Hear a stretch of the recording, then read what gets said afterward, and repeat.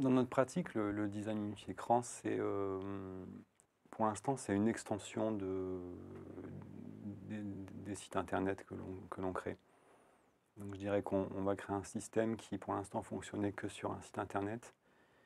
Et on va pouvoir utiliser ce système, cette application, pour aller plus loin que le site internet. C'est une déclinaison, mais ça va plus loin aussi en termes d'usage, parce que du coup, l'usage est déporté de l'ordinateur. Il est déporté dans la ville, ou alors dans le cas d'application iPad, il est déporté vers des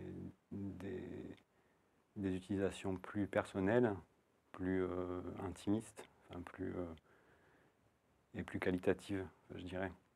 On a travaillé sur des mobiles ou sur des tablettes. C'est assez différent du site internet parce qu'il y a déjà des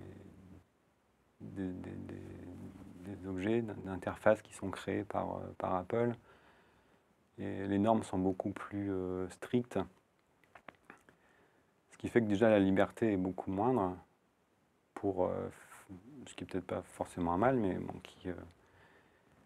qui nous oblige à travailler peut-être plus sur l'architecture, et une fois que l'architecture est faite, à juste transposer, enfin quand je dis juste transposer vers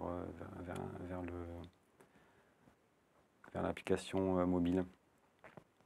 Le souci, c'est que souvent, les clients aimeraient avoir une interface un peu différente. Ils ont été habitués par le web, où ils ont toujours un design custom pour eux.